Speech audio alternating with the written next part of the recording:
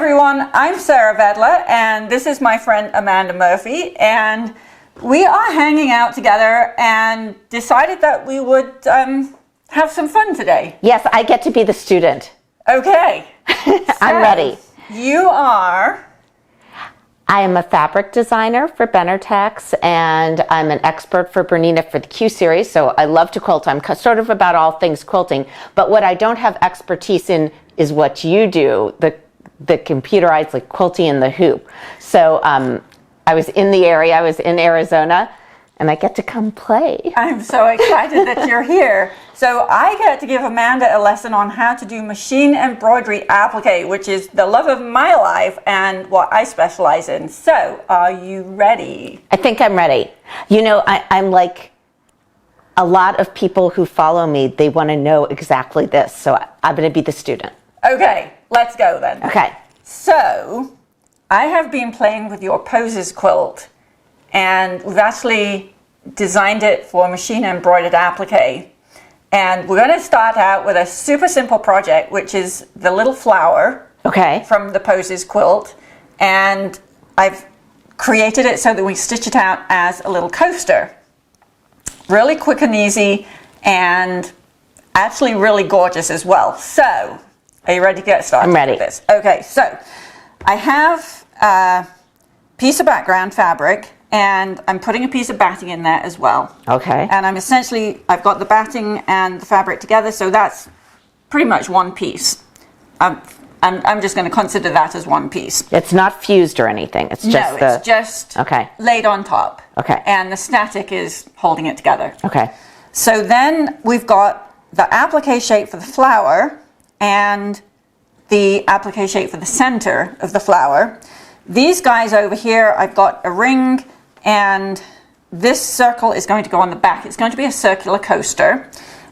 No hand stitching anywhere, no sewing machine stitching. It's all done in the embroidery hoop. Okay. And I've selected some threads. So thread-wise, I've got a thread that goes with the background. Okay. And we're going to do a little bit of echo stitching around the applique shape. Okay. I've got a yellow to go with the center, and I've picked 3 blues to go with the blue fabric. So we're actually going to do a satin stitch outline in this, so it's going to give it a really nice finish.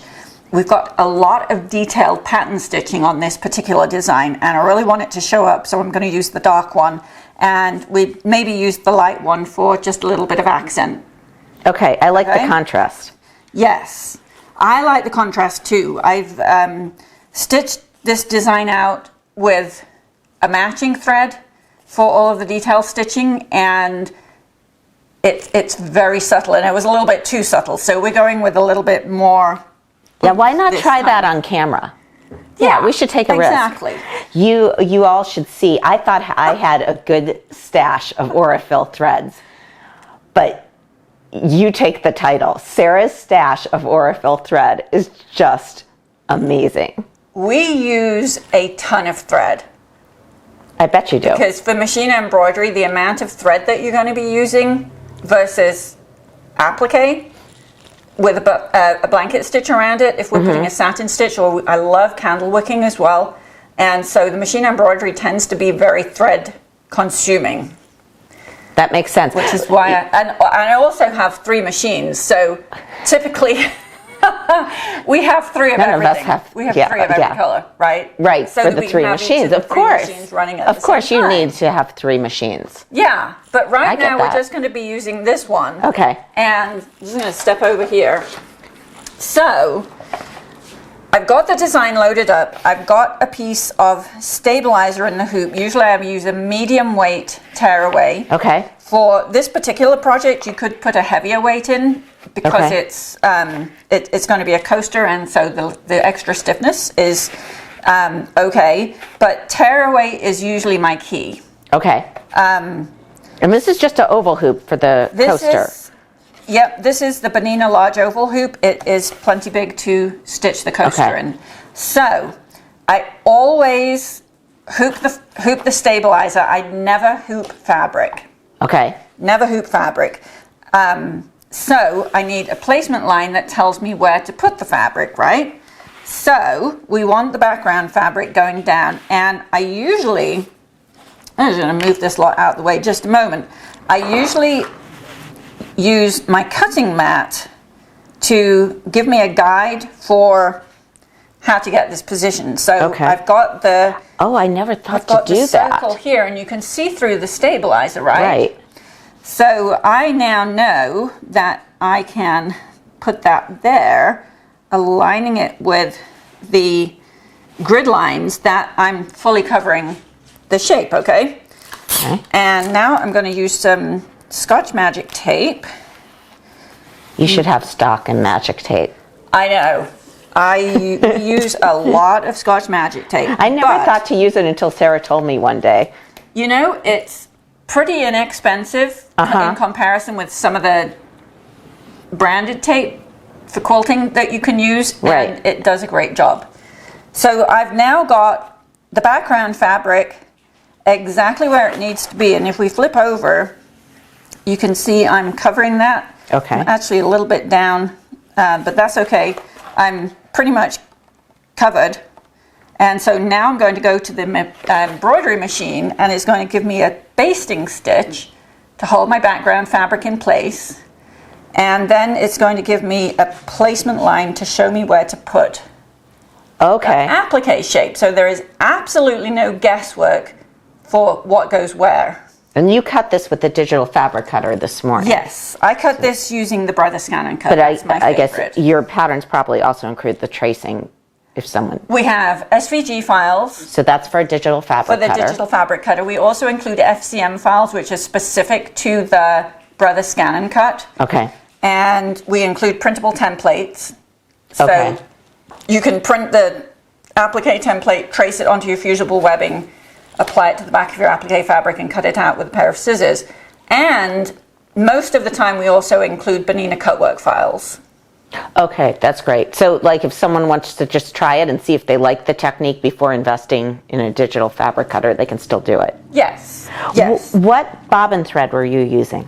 I use Superior Bottom Line. Let me grab that here, which is a 60 weight polyester thread. It comes in gazillion different colors. The color that I like is number 619, which is this tan color. It works with pretty much every single color. There's two exceptions when I would change the bobbin thread, and that is if I'm stitching with white thread on a white background, in which case I would put white bobbin thread. Okay. Or if I'm stitching with black thread or a very dark thread on black background, in that case I would use black bobbin thread. Okay. But this, there is never any need to really never any need to change it for the vast majority of stitching. Okay. And I just like this thread. I go through lots of it. Okay, so you have cotton on the top and polyester on the bottom, but it doesn't cause any issues. No, perfectly balanced. Okay. So yeah, works really well. Okay, so I'm going to pop this onto the machine, and it's going to do that basting line. Okay. And then it's going to do the placement line for the applique shape. Okay. And then we'll be right back. Sounds good.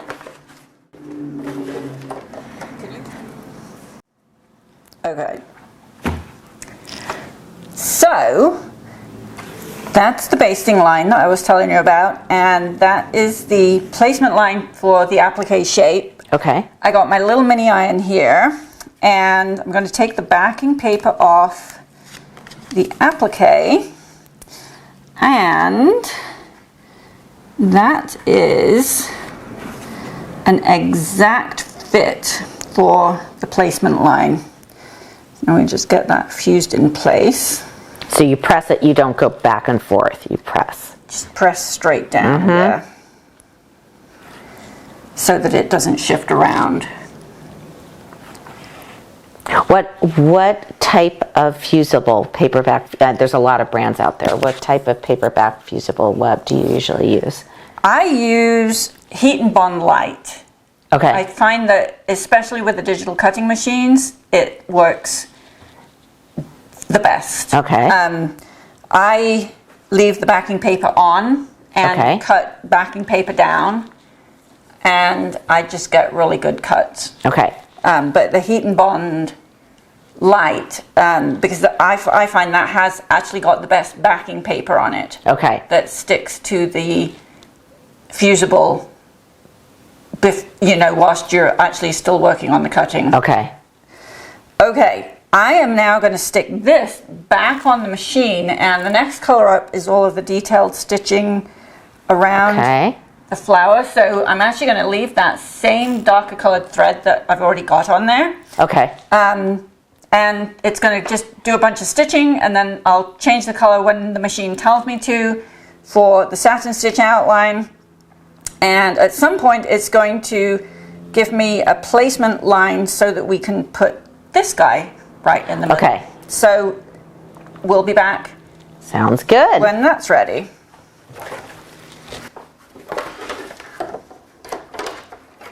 I'm ready. Okay. So now I have the placement line for the center stitched Okay. out. I stitched it in yellow because the shape itself is yellow. It's not highly visible, but I can see it just enough. So I'm going to take the backing paper off this. Actually, the backing paper is already off. And I actually like to align the grain line on the fabric with my appliques, which is why I'm kind of looking at this thinking, where exactly is the grain line? It's So this is cotton shot pearl, so you can actually see the grain a yeah. little bit. Now this is also a pretty symmetrical little shape, but there we go, and that actually has got the grain line Okay.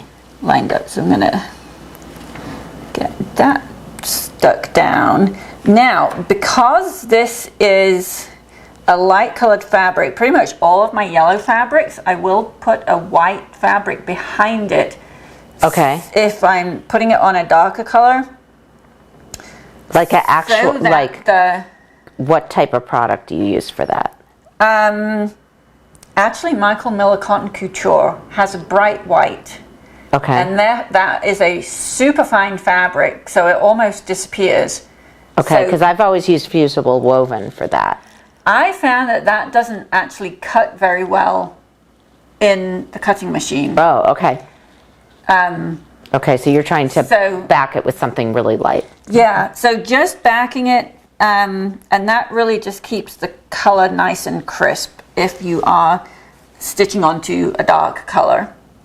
So, This is like making fabric with thread. I know, isn't it pretty? Yes, it is very And pretty. you can change it up, just different colors of thread.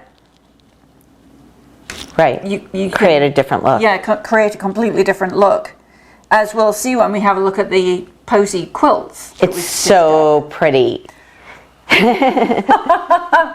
So I'm going to get this finished up. It's going to do a satin stitch around the flower. It's going to do a triple stitch around the satin stitches. And then there's a little bit of echo quilting in the background here. Okay. And then I will show you what we're going to do with this piece to finish it off. Okay. Okay? Sounds good. Here we go. And this is actually a pretty quick stitch on this satin stitch. There's about 10 minutes left to stitch here. Okay. And of course, if you have 3 machines, you really... I have 3 machines, but they're not as big. Well, when we're working on a big project, we typically will have the 3 machines running at the same time, just to get stuff done in a timely manner. I'm actually surprised, though, how many people have 2 machines. Right. So that they can maybe do embroidery on one machine whilst they're piecing on another machine, because depending on what you're stitching, sometimes the machine is going to be going for a decent long time. Right. So And you need to be around, but you don't necessarily need to be standing right over Yeah, it. you don't usually need to babysit it too much. Right. And I love the way the thread on here is giving us that little extra pop of color. Right. The fabric is a very subtle kind of yellow, and the thread is gives that little pop there. Okay, I am actually going to do the triple stitch in the same color. Okay. To go around the outside. So the triple stitch, it's around the inside of the satin stitch, but and around the outside. And around the outside. Stitch, okay. Yes. It's kind of my signature satin stitch. To do that, I think it just gives you a really pretty finish, and you can use the thread colors. That's really noisy. We have it running on top speed so we can make a video. You can use the thread colors. So you've essentially got three colors going with every satin stitch, and you can do all kinds of different fun things by changing the colors of the triple stitch that you put on the inside and the outside to make it look kind of dimensional. Now I'm going to put some of this off-white in the center. Okay.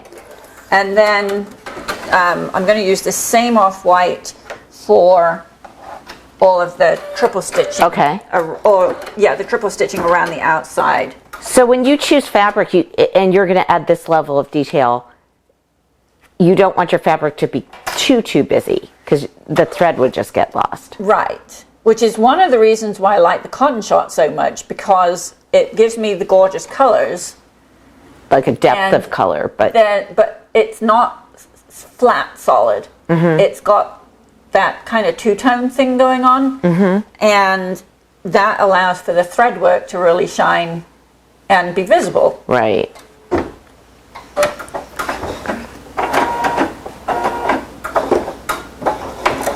So this is going to be a really fast triple stitch here.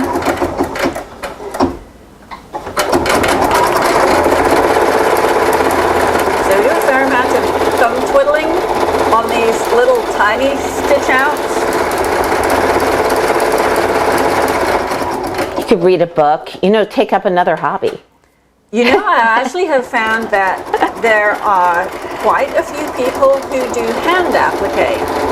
Oh, really? As well as machine embroidered applique. So they do that while the machine's running. Yeah. I guess that's the way to do it. A nice contrast. We have to multitask. Yeah. Well, I guess I do that if the long arm's running, if it's running with Q-matic on it. Then I'm usually piecing or doing something else where I hear the machine, but I'm not necessarily on the machine all the time. Right. So you can hear if a thread breaks or something. Right. Yeah. Stops, and then you can go rescue it. Or if it stops stitching because it's ready for the next row. Yeah. So I find that machine embroidery is actually fairly hypnotic. You can very happily stand and watch it stitching. And space out and almost meditative. That's because you do a really good job digitizing. So you do the work for people like us who just put it in the hoop. Because I made your Christmas stocking, I was like, oh, this is nice. It's just going to work out. I don't have to think much about it. Okay, now it's ready to do the echo stitching around the outside. So I am just going to keep this same color and let it do the stitching. So how do you decide when you're digitizing? Some of your bigger hoops, you do the applique and then you hoop later for the quilting. How do you decide when to execute the applique and the quilting in one hooping versus in multiple hoopings? It depends on the project. So this is a real super simple thing. Okay. Right? Right. So one hooping is perfect. Okay. If I'm working on a queen size quilt and I want the back to look as nice as the front, right, without putting a false back on it, right, then I will do the applique onto the background fabric. Okay. As you would do if you were making any quilt. Get the top completed, then layer that with the batting and the background. So it's more like a traditional quilt. Yeah. Okay. And then quilt the whole quilt sandwich in the hoop without any stabilizer. Right, so because the batting's in. Okay. We're hooping the entire quilt sandwich. Okay. Yeah. Maybe I'll get a new hobby. I'll just stitch out your designs. We know quilting in the hoop is perfect for people who just don't have the quilting gene, you know? Because not everybody has it. Or I love the quilting, but I appreciate this too. I love it all, right? See how beautiful this looks with the echo stitching coming around it? It does look very, very even too. Just the texture. I mean, that's what we love about quilting. It's the texture, right? Yeah. I can't wait till they see what the project is. I know. Because I walked in and it was just incredible. I can't wait.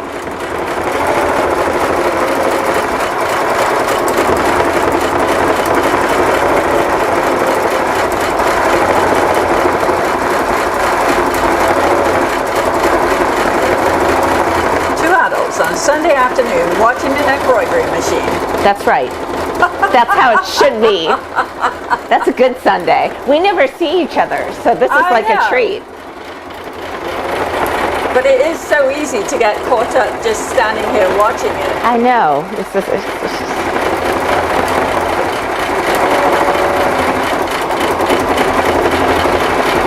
Well, and I like the size of this because it feels like something you could literally do in an afternoon. Yeah. Like a few of them even. Yeah. Especially if you weren't setting up lights and filming yourself. Well, even, you know, if you have the longer hoop, so this is the large oval hoop, if you have the mega hoop, right, which is the long skinny, you could set up you could set up two of these to stitch at the same time. Okay. In one hooping. Okay, it's almost done with this echo stitch. Okay.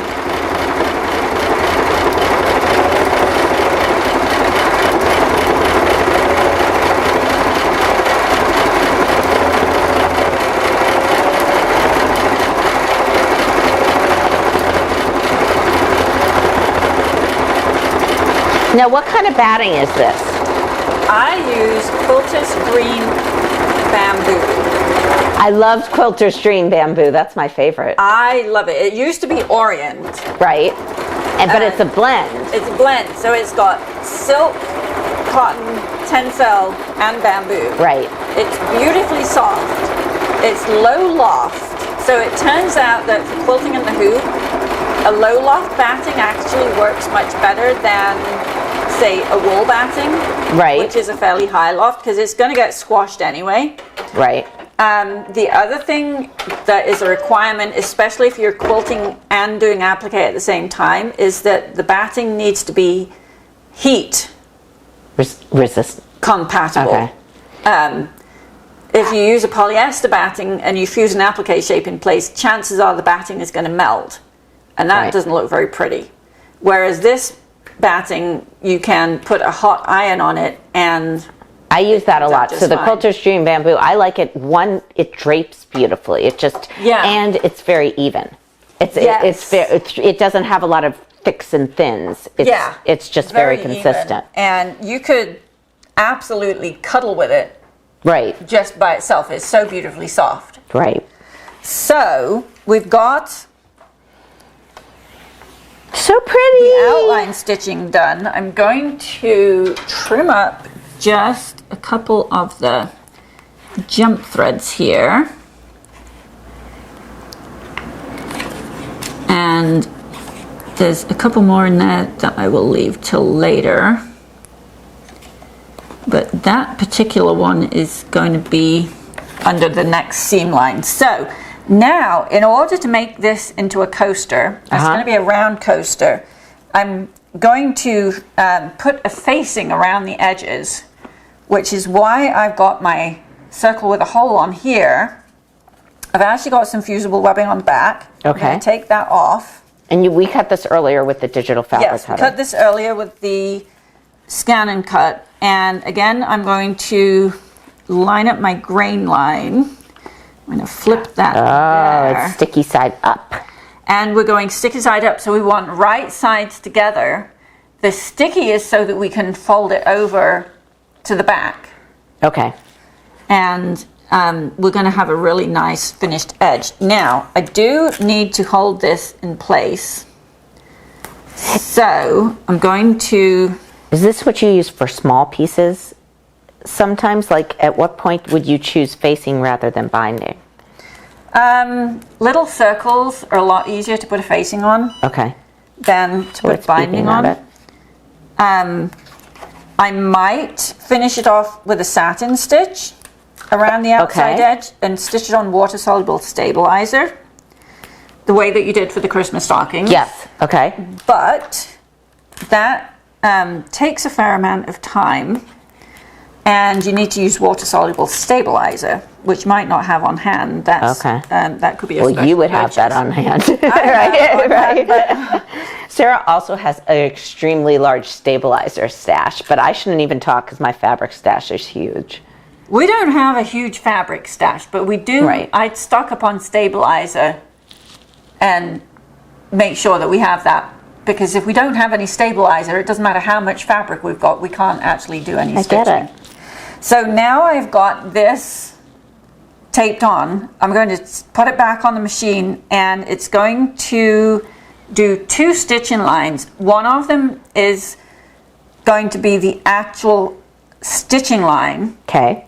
And then the other one is basically a cutting line. Okay. So it's going to show me exactly where to cut to get this thing exactly as I want it. Awesome. Okay, so I'm going to use the same thread here that we've got on, because it's the same color as this. Okay. And because we're doing the facing and we're turning the edges, I don't want any thread to show. It's actually going to do the trimming line, the cutting line first, and then it will do the... Sarah came up with this project this morning while I was sleeping. I'm not a morning person, for those who know me. So she was down here working. When I came down, there were all these projects. It was amazing. I was just having fun. It's like my version of playing. Right. I get it. I just do it at night, not in the morning. I'm hopeless at nighttime. Anything I stitch after 9 o'clock at night, you can pretty much guarantee it's going to have a big bad problem. Yeah. That's okay. Last night we were geeking out over streaming software. Like the stuff we talk about, right? It's ridiculous. Okay. Yeah. We got a green check light here, which means we're done. Ooh. So I can take that off the hoop, or off the machine, and we've got that stitching line. We've got that longer stitch for the cutting line. So I'm going to take everything out of the hoop. And some of my sticky tape is getting stuck to everything. Let's pop that over there. I'll take that off. So that outer line, the outer line has basting stitches and the inner line is a normal stitch length. Yes. Okay, I'm also going to take these bits of tape off, we don't need them anymore. They are sticking to me all over the place.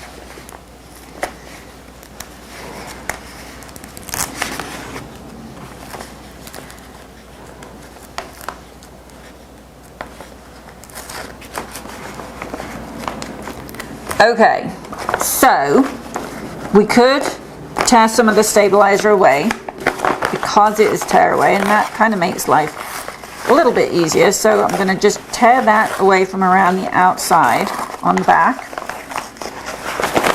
We can. So I can see here that your thread is actually, the tension is set for embroidery, so you're pulling your top thread to the back. Yes. Okay. Now, if I was quilting in the hoop and I wanted the back to look as nice as the front, I actually have a tension sampler design, which allows me to play with the top and the bottom tension so that I can get the top and the bottom both looking good, so that it's going to look really nice as the back of a quilt. Okay, so now I am going to cut around the basting line. I could cut around the outside edge, but I prefer to have a narrower seam allowance. Especially in a circle. Yes. And by making this a slightly longer stitch, this is not the best pair of scissors for cutting through all of these layers. Okay, we'll go to the big pair. By having this slightly longer stitch, it actually, because we're cutting on the stitching line, it kind of helps that there's not 100 million little tiny pieces of thread. There's only 500,000.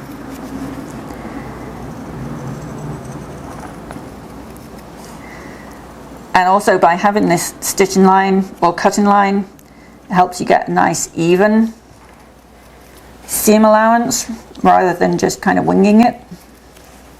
You're almost done. I can't believe how fast this came together. Well, I wasn't up for it in the morning when you were digitizing it, so. Well, the digitizing part actually I had the flower design already. Right. And so it was just a case of adding a circle, putting a little bit of the outline stitching on there. So now I'm turning this thing kind of right side out, and I'm going to use my fingernail on the inside just to get it nice and smooth, hopefully.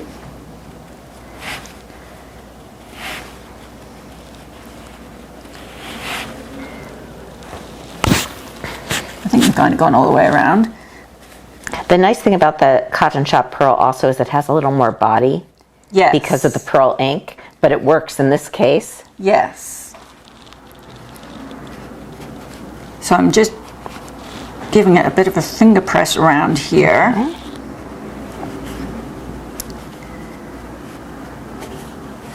And then you can use this guy, which has turned itself off, but it's still decently warm.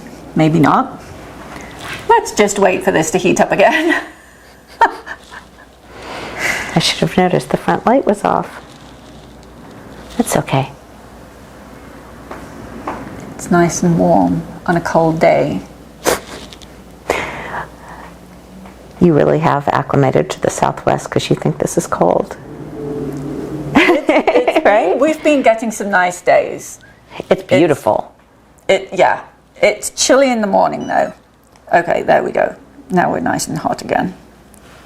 Is it, like, I'm surprised here how cool it is in the mornings. But it is January.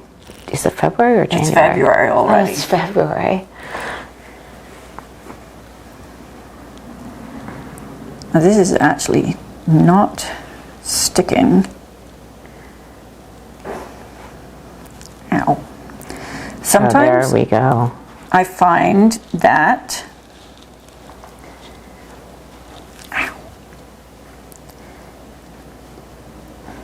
you have to melt it and then melt the fusible and then help it out. Help it out. Usually, like if you have a piece of batting and then you can save your fingers because it's kind of hot.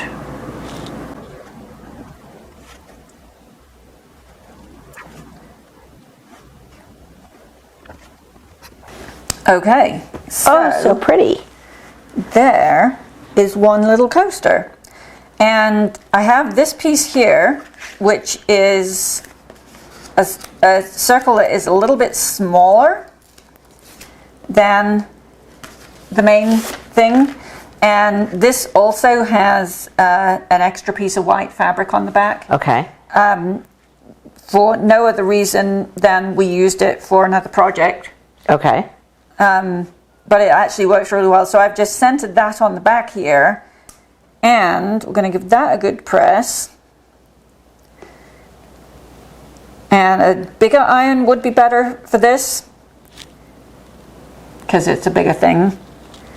But this works for now.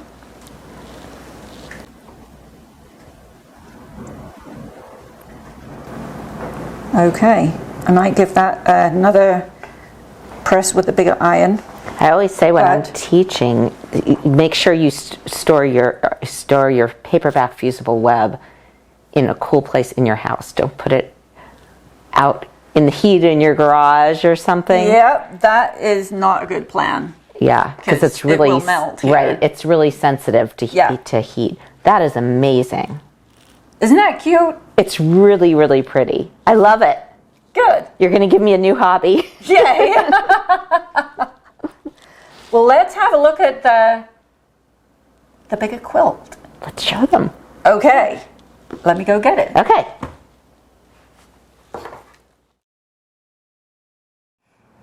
Okay. Okay. We're doing this again. I just happened to glance up and notice that the camera was not actually turned on, which is never a good thing when you're busy chatting. Right. And assuming that everything is working well. Okay. We're going to have this conversation again and introduce you again to what Sarah did with my Posies quilt, which is just amazing. All this detail. So this is the embroidered applique version. Right. So you sent me your original artwork. Right. Which was essentially the outlines for each of the shapes. Right. I brought that into the digitizing software and had fun. It's just beautiful. So in my original version, it has the fabric is doing the work, right? Yeah, the fabric is you've got the beautiful design on the fabric. When I'm working, I tend to go with solid light colors or almost light solids, fabrics, right? So that the thread work can stand out. Right, because this would be lost if it was put on busy fabric. You know, there are some people who will stitch this onto patterned fabrics, and sometimes it can actually look really phenomenal.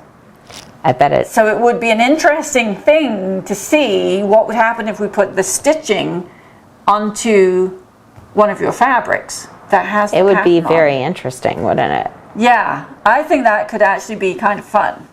So when we recorded this before, we were telling each other thread stories. We have to tell a thread story again because both of us live like similar lives in terms of, you know, your business is your house. Right. So, There's you know, it's thread not everywhere. And there's people everywhere, and there's people running in and out, and, you know, we've both done that. And I think it started because you had some thread on you.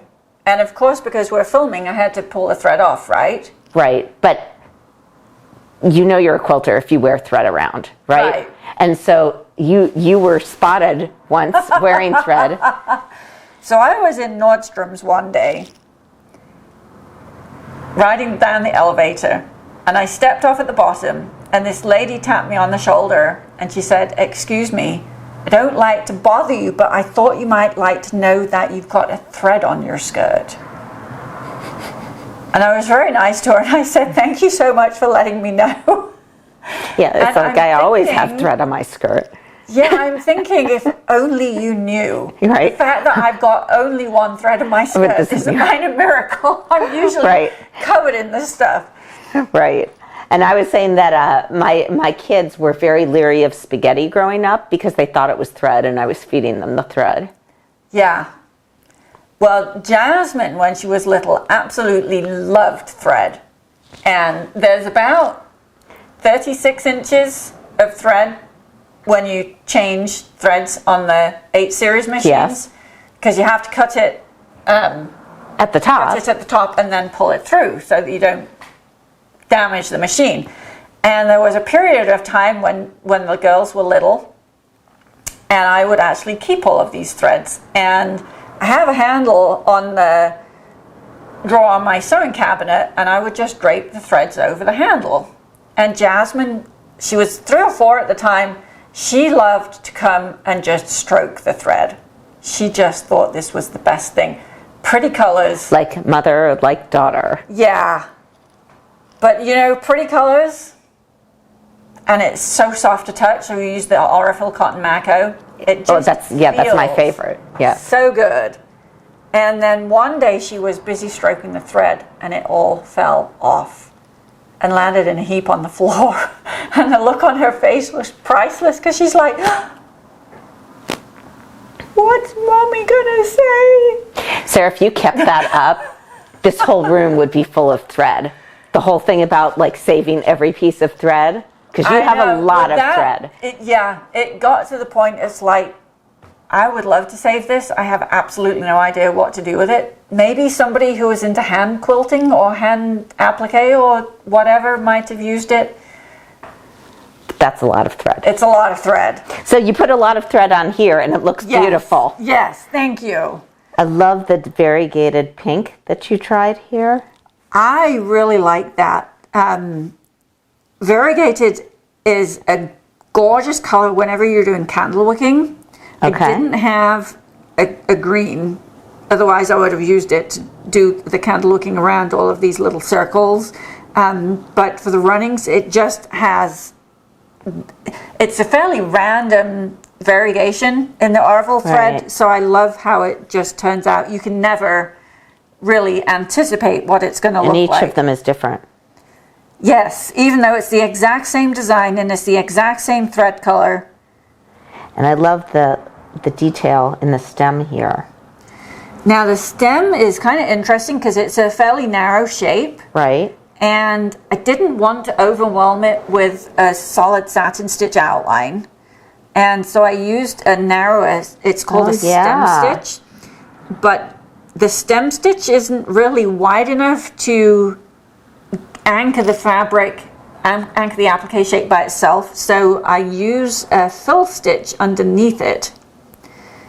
And that really anchors it. And then the stem stitch around is just giving you a really neat finish. So lots of fun things that you can do with the stitching. And this over here, where it's kind of looks like Zentangles, you know. That is exactly it. Yes, that is exactly it. All of these designs are, you know, some hand doodling, right, Zentangles. So the asymmetry really works with the design.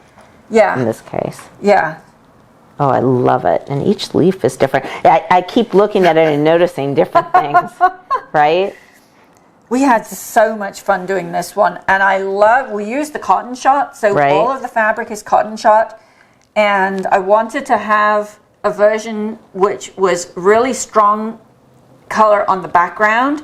I don't typically like stitching on black because the eyeballs you can't see anything. But this really dark, beautiful blue, I really love that, and I love how it makes all of these bright colors pop. Right. Isn't that interesting with color? I used a dark blue too. Yeah. And it really changes everything when you... So do you want to see something? Yes, yes, yes. Oh! We also did it up using the cotton shot pearl. Oh, so pretty. And just the soft muted colors. Totally different look. Right, so delicate. But the exact same designs and the exact same stitching. Wow. So this is... oh, look how different these look. Isn't that amazing? Just this one has, the thread color is more or less an exact match to the fabric. And this one we went with a much higher contrast. Right. And then I like them both. How do you decide sometimes? Sometimes it's a case of I can't decide, so I'm just going to take a chance. Take a chance. And then the same thing again, just using that variegated thread. Isn't that, I mean, because Sarah teaches, she has a lot of online classes, and one of the things that is most gratifying is to see your work, because we can't stitch 6 million variations of our project, but you travel around and I see a lot of different things people have done with my fabric or done with our patterns, and we wouldn't have even thought of that. Absolutely. That is why we have a weekly Zoom session, and people can come and ask questions. You know, if they're working on one of my projects and they get stuck, it's like, well, come and show me what's going on and we'll figure it out together. But on the fourth Friday, every month, we have a show and share. So I invite people to bring their projects that they've been working on. Right. And just let everybody see, because as you say, people come up with the most amazing color combinations that I would never have thought of. It's really gratifying as a designer to see your designs out in the wild. Like people post in my Facebook group, and it's great to be able to see it. Yeah, because you might not like my colors. Well, I like your colors. Well, I love these colors. I know, but somebody might not like these colors. But if they've got a favorite color and they're willing to experiment a little bit, I've seen gorgeous things that I would never ever have dreamt of. Yeah, that's great to see online. I don't know which one I like better. They are very different. Okay, so I saw how you stitch something, an isolated project in a hoop. Right. And what I'm always afraid of with multi-hooping is that, you know, if I do the motif separately, when I come around the circle, it's not going to meet up right. So she's an engineering mind, so she's going to think things through. How do you make it so people like me can hoop it? It is really interesting. If you can follow some pretty simple instructions, then you can do this. So part of the thing as a designer, I know for me is, you know, I have to design a pattern, but I also have to be able to explain how to put together the pattern to someone else, right? So it takes a different mindset than if you're just playing by yourself. Yes. So how do you make that happen in embroidery? So in embroidery, I decided one day, if I want to get a design exactly where I want it, all I need is a crosshair. So it could be a plus sign, or it could be an X. Okay. Two lines that intersect at right angles. Okay. Right? So it might be that you have a center line going in both directions. Okay. So if we take the circle in the middle by itself, if I've got a line here and a line there, and they meet in the middle, I can draw that on a piece of paper or on a piece of stabilizer. Okay. Right? And I can find the intersection. In the design, I'm going to build into the design that same intersection. Okay. Now, I never hoop fabric.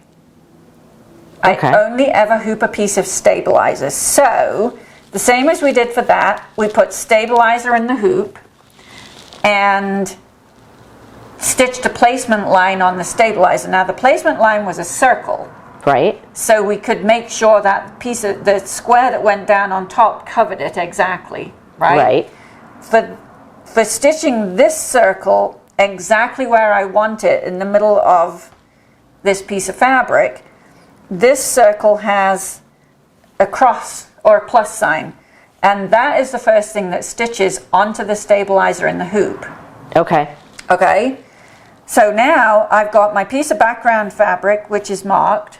Okay. And I've got my design stitching out color number 1 on the stabilizer, which is an exact match marking. So a plus sign on the stabilizer, a plus sign on the fabric.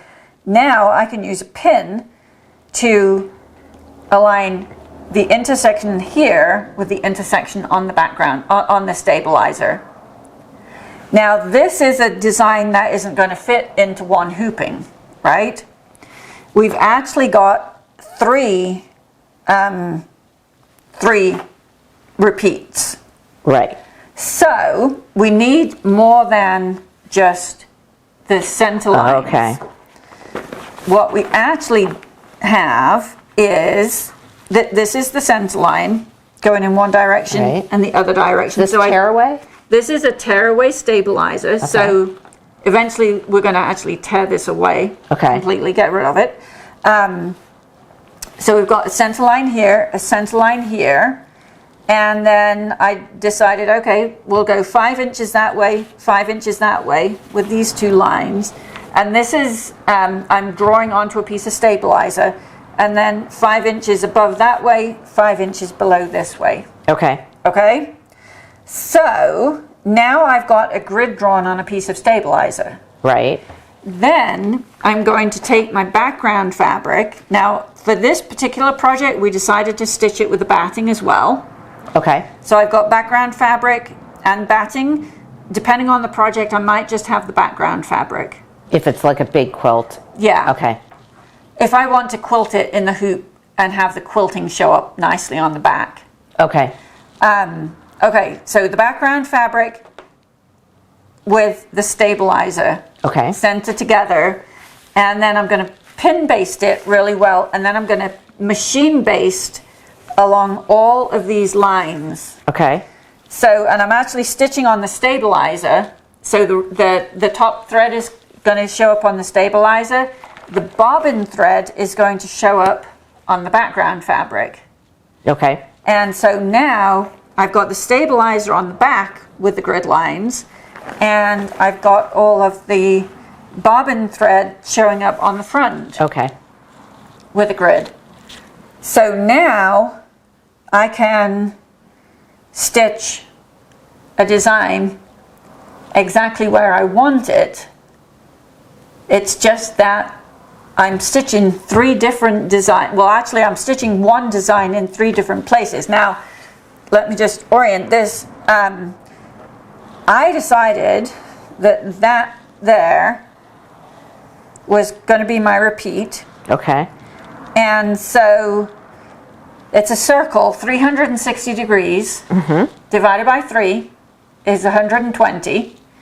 So that rotated around the center, 120 gets you there, and rotate that 120 around the center gets you here.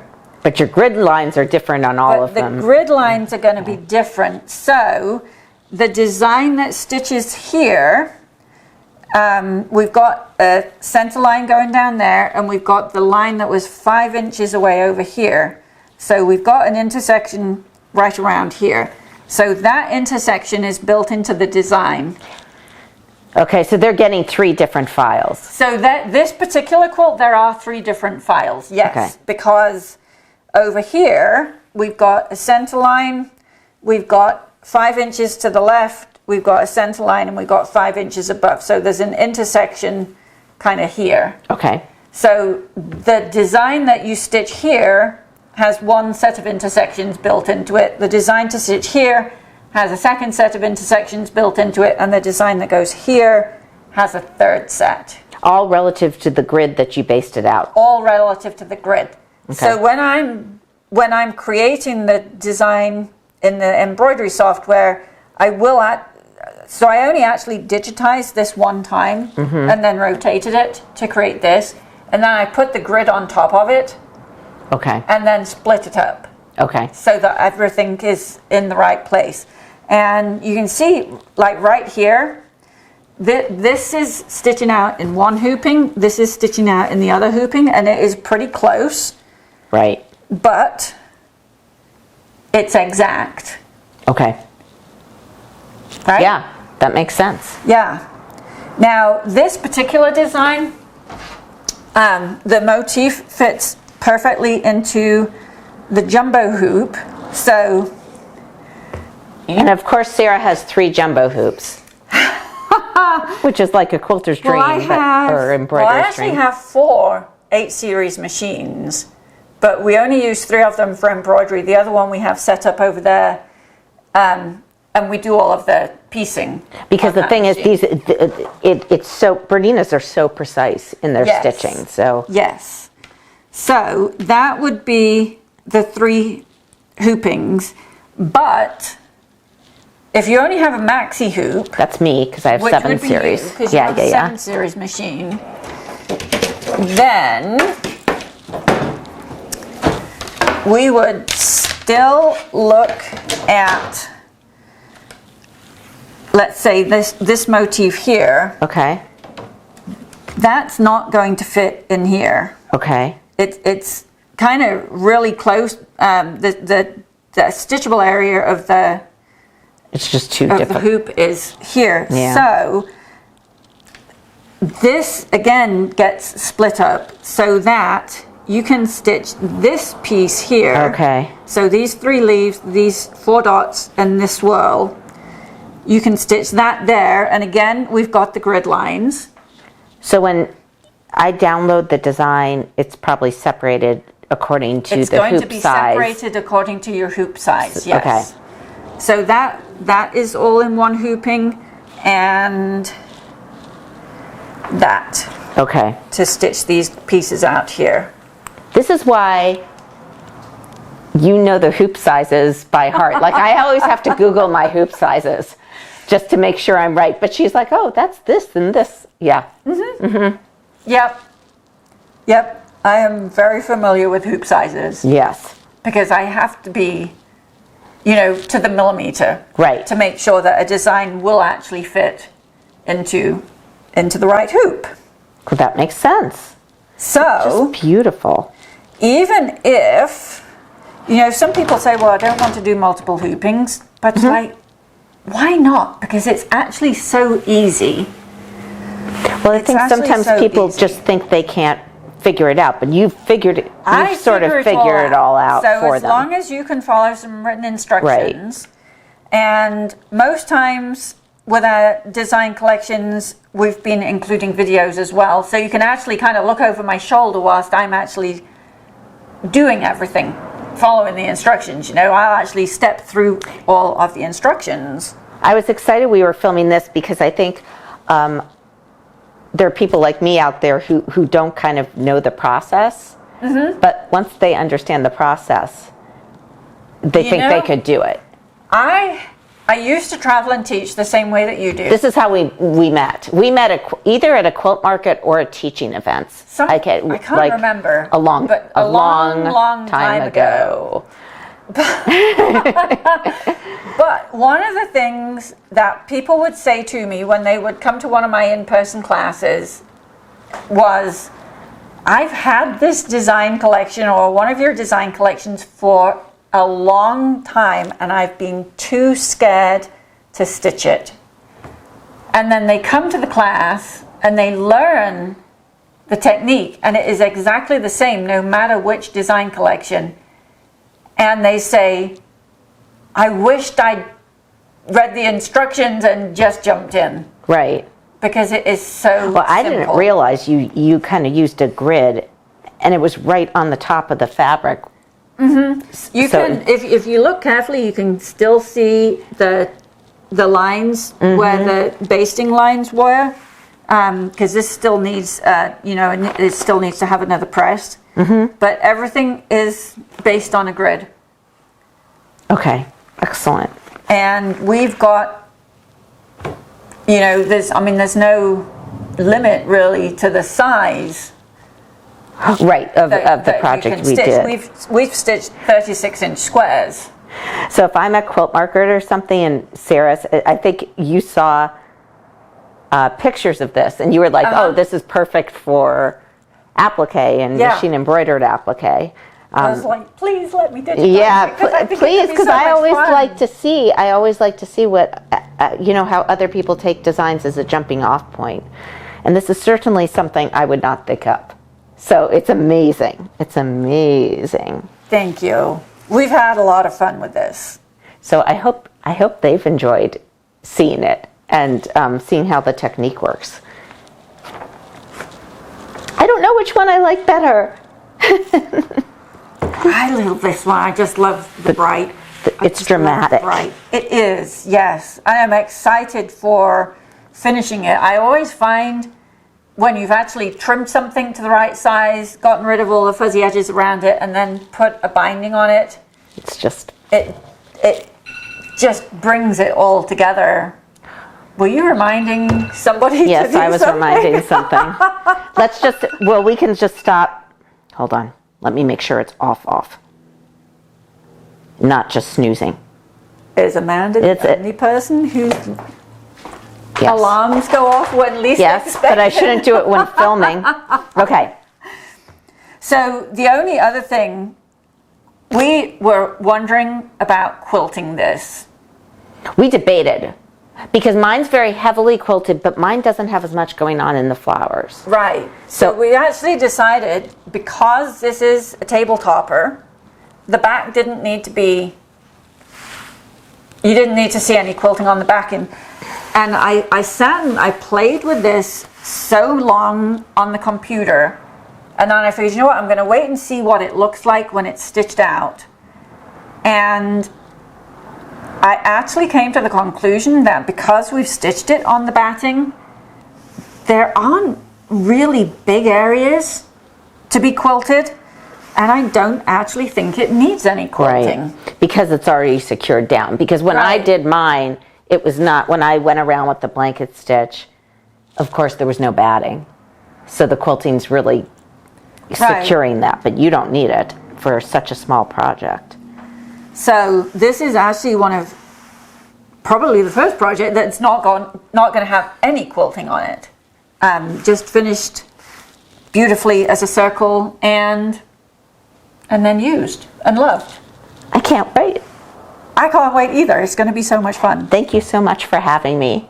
It has been so much fun having you here. I think it's been 3 years since you were here in Phoenix before. There was that little matter of of the pandemic. Yeah, that really kind of was a bit of a bother. But every time we get together, it's like no time has passed because we speak the same language. Like, well, we speak in between visits as well. Right. But there's nothing like being in person, right? Right, and getting to sew together. Yeah. Well, it's been fun. Yes, so thank you, and thank you guys for tuning in. We'll see you later.